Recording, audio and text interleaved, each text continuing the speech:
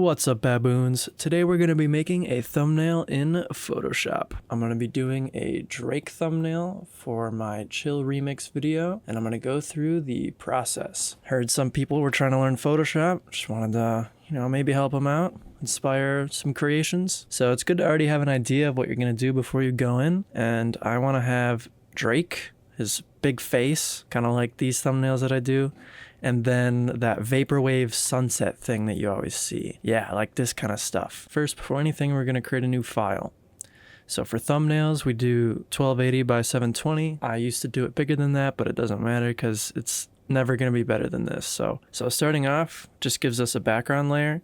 We actually don't need this, but we're gonna keep it for now and look for our first image, which is gonna be Drake. Now there's two things that's important here. One, finding a picture that you like, and two, finding a picture that's high definition. So I'm on Microsoft's Edge right now, but on Google Images as well, you should be able to see the resolution. So we're gonna look for one that's at least 720p. We don't want one that's like this one. This one's not high res enough. Even though it might look nice, it's gonna be too small. We don't wanna have to scale something up. So I'm gonna look for a picture that I like.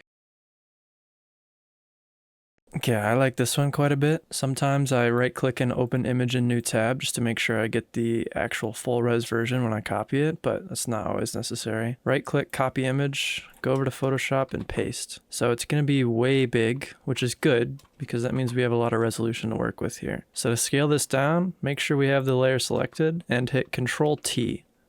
This will bring up these boxes here, and we can hold left click and drag it down. And then I can hold left click, drag the middle to rearrange it. To zoom in and out like this, hold Alt and scroll wheel. And if you're not happy where the zoom is focusing on, like if you're over here and you want to be focused on Drake's face, hold space, you'll get this little grab icon and then drag, and you can move where you're looking at. And then to get out of this menu, you can hit done here, or you can just select another tool. And we don't need this background anymore. I like to delete it with this button. I just like things less cluttered. So before we get our vaporwave background, we're gonna wanna actually cut Drake out here. Photoshop does this quite nice. If we have the layer selected, go to select and go to subject because it's a person. It would be a little bit different if it wasn't a person. So it's gonna make a selection here. And to actually cut this mask out, come down here and click this little rectangle with the black circle in the middle. It makes a layer mask.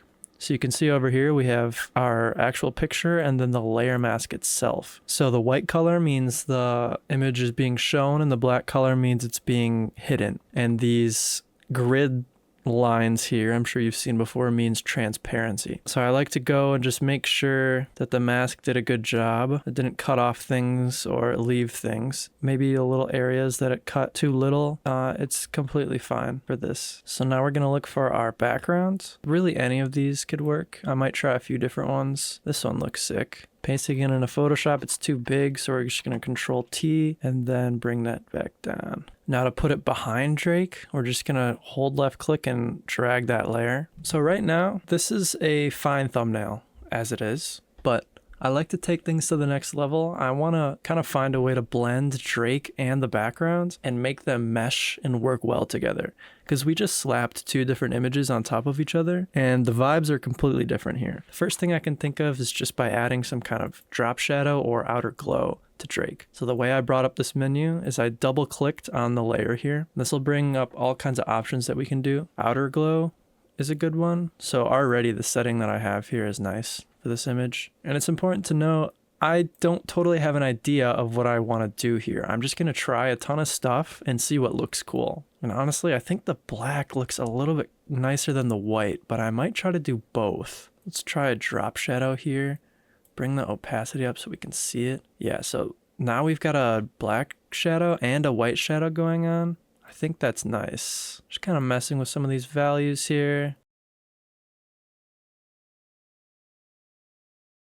So already that's looking better. This is before, this is after. But there's also some other stuff going on in the background here. You see there's these kind of radio waves that go left to right. To mimic that, I'm just gonna go to images and look up radio waves. So none of this is what I was imagining. Always putting overlay in the title is a good way to get something. Also texture. I refined my search to be TV waves and these are closer to what I'm looking for. This one doesn't have the greatest resolution, but since we're using it as an overlay and not the main image, we can kind of get away with that. If you want to scale something up but not change where it's centered, it's kind of a niche control, but you can hold Alt and you can drag the side. This is the thing I like to mess with the most, is these blend settings. So with this layer selected, I'll come up to this menu right here, and I'll just like hover over some of these and see what they do. Now, it is good to have an understanding of what they do. All of them use different math equations to compute the resulting pixel color. You can just get away with